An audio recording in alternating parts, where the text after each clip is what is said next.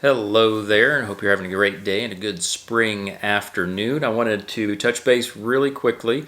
I am sure you have received your tax assessment in the mail, as I've been getting calls from clients asking questions about those. So I thought I'd put together a quick little video, hit some highlights, and kind of explain what's going on. Big picture, what's going on is all these changes and the increase in assessments are coming from the state level.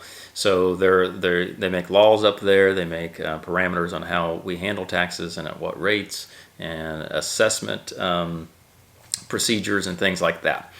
So without getting too political, you can always reach out to your state representative or your state senator if you're unhappy with what you're seeing just in general about taxes. Our local elected officials have been in the news here as of late for some of their decisions, and so they do really need to hear from their electorate of how what they're deciding on or proposing really affects us as the people who either vote or don't vote for them. But they are our representatives, and so they do need to hear from us. So that's all the politics I'll talk about at this moment. But yeah, that's the big picture. This is being directed basically by the state laws and what the decisions they make up there. So on a smaller scale, the small picture, if you will, these assessments are coming from the county assessors, but they are not pulling the strings behind it. They're being directed again by the state and the state laws in order to increase your assessments, trying to get them to what they consider market value. So yes, you can have disagreements and frustrating conversations with these officials on a local level, but give them some grace. Again, they're not the ones dictating what's going on. So if you haven't received yours yet, here's what they look like. But you'll see that it'll have a previous assessment of land and structures and then a total, and then the new assessment effective January 1st, 2025. Some of them will have a reason for revision of assessment, and this one in particular is kind of the common one, and everybody's a little bit different. But it reads, annual adjustment. As required by law, your assessment is evaluated and adjusted each year to reflect market value. The 2025 assessed value is based on sales that occurred in 2024. So on its face, they're trying to assess our properties according to market value. Historically, our assessments have been under market value, and with what happened during COVID to our overall values and how that increased so much and so quickly, for the most part, they're trying to catch up, and so there are some big swings that I'm hearing from my clients. So one had reached out the other day, and they purchased their home maybe just a little over a year ago, not so much, and I'm changing some information, but basically they bought it for $200,000. Okay, well, they get their assessment, and the assessment went up $60,000, but it would be considered what I would consider less than market value, since they only bought it a year or so ago at 200. Let's say it has stayed the same market value at 200. Well, their assessment, while it did increase quite a bit, is only up to about 170,000. So would I consider that market value? Not quite. And so their option is to appeal that, but I don't think that they would be very successful in appealing that, because on my end of things, I know what they bought it for.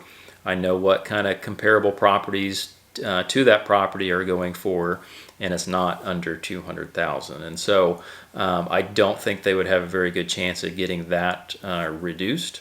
The other situations where I do think you could get them reduced is one, I was successful a couple years ago with a rental property of mine, but and then this one. So this one in particular went up 21% from last year.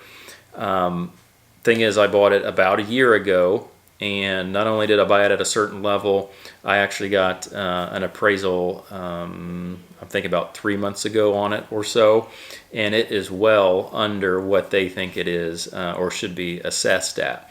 So I think I'll be somewhat successful in getting that reduced. Probably not all the way down to the appraised or the purchase price or anything like that, but I do think I'll be successful in getting that reduced. The process to do that is there, and I'll put the link somewhere in here. But there is a link, and it's coming from in.gov. But so there's forms. There's always forms. But Form 130, and like I said, I'll put that link there so you can actually click on it and see what that form actually is. So that's kind of the first step. The second step is get a hold of me, and I can do just like a quick comparable search to see kind of how accurate their assessment is and what you think your assessment should be. And that will lead us to kind of see how percentage or probability of getting that reduction will be. Because again, the first example, if you're being assessed what I would consider under market value, I wouldn't go through the trouble and try to refute that. I mean, you can do whatever you want, but I'm just going to be real upfront and honest with you. If I think your house is worth 200 and you're being assessed 100, you're not going to be successful. But so get that form, get a hold of me. I think the most successful people are going to be if it's a recent purchase, and you can say, look, I bought it for this, and you're assessing me for this.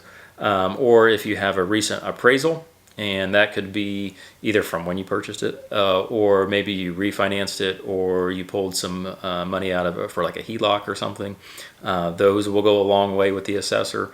So those are the ones I think will be more successful than the rest of them if you have that kind of real-time data behind you. So you just can't say, I don't agree with you and I don't like it. That's not going to hold much weight. So again, check out the form.